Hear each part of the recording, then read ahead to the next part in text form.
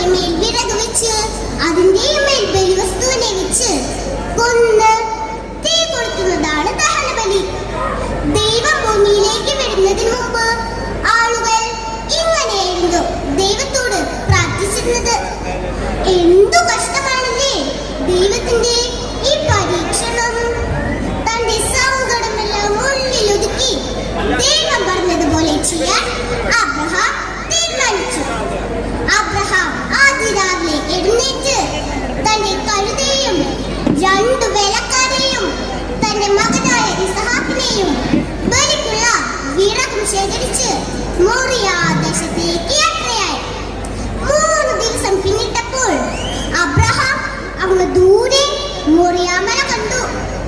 Abraham വേലക്കാരോട് പറഞ്ഞു, നിങ്ങൾ ഇവിടെ കഴുതയെയും കൂട്ടി ഇരിക്കുക, ഞാനും മകനും പോയി ബലിയർപ്പിച്ചിട്ട് വരാം. അബ്രഹാം ഇസഹാക്കിന്റെ കയ്യിൽ വിറക് കൊടുത്ത് കത്തിയും തീയും അബ്രഹാം തന്നെ പിടിച്ച് അവർ മോറിയ മലയിലേക്ക് യാത്രയായി. കുറച്ചു ദൂരം എത്തിയപ്പോൾ നമ്മുടെ ഇസഹാക്കിന് ഒരു സംശയം. അവൻ അബ്രഹത്തെ വിളിച്ചു, അപ്പാ അപ്പാ. അബ്രഹാം വിളി കേട്ടു. എന്താ മകനെ? ബലിക്കുള്ള വിറകും തീയുമുണ്ടല്ലോ, എന്നാൽ ബലിക്കുള്ള കുഞ്ഞാടെവിടെ? അത് ദൈവം തരും കുഞ്ഞേ, അബ്രഹാം പറഞ്ഞു. അങ്ങനെ അവർ ദൈവം പറഞ്ഞ സ്ഥലത്തെത്തിയപ്പോൾ അബ്രഹാം കല്ലുകളൊക്കെ കൂട്ടിവെച്ച് ഒരു ബലിപീഠം പണിതു. അതിന്റെ മേൽ വിറക് വെച്ച് അതിന്റെ മേൽ ഇസഹാക്കിനെ ബന്ധിച്ചു കിടത്തി.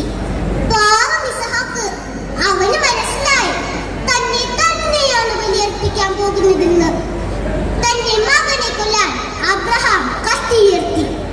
പെട്ടെന്ന് ദൈവത്തിന്റെ ദൂതൻ ആകാശത്തിൽ നിന്ന് അബ്രഹാം അബ്രഹാം എന്ന് വിളിച്ചു. ഇതാ ഞാൻ. അബ്രഹാം വിളി കേട്ടു. കുഞ്ഞിന്റെ മേൽ കത്തിവെക്കരുത്, അവനെ ഒന്നും ചെയ്യരുത്. നീ നിന്റെ ദൈവത്തെ ഭയപ്പെടുന്നുവെന്ന് എനിക്ക് മനസ്സിലായി. അബ്രഹാം തല ഉയർത്തി നോക്കിയപ്പോൾ മുൾച്ചെടികൾക്കിടയിൽ കൊമ്പുടക്കി കിടക്കുന്ന ഒരു മുട്ടാടിനെ കണ്ടു. തന്റെ മകന്റെ കെട്ടുകളൊക്കെ അഴിച്ച് അബ്രഹാം ഇസഹാക്കിനെ കെട്ടിപ്പിടിച്ചു. എന്നിട്ട് ഇസഹാക്കിന് പകരം ആ മുട്ടാടിനെ ദൈവത്തിന് ബലിയായി നൽകി. അങ്ങനെ ദൈവത്തിന്റെ പരീക്ഷണത്തിൽ അബ്രഹാം വിജയിച്ചു. കൂട്ടുകാരെ, വിശ്വാസം പരീക്ഷിക്കപ്പെടുന്ന പല സാഹചര്യങ്ങളും നമ്മുടെ ജീവിതത്തിൽ ഉണ്ടാകാം. അപ്പോഴെല്ലാം വിശ്വാസത്തിന്റെ പിതാവായ അബ്രഹത്തെ പോലെ വാക്കിലും പ്രവൃത്തിയിലും ദൈവത്തോടുള്ള അടിയുറച്ച വിശ്വാസം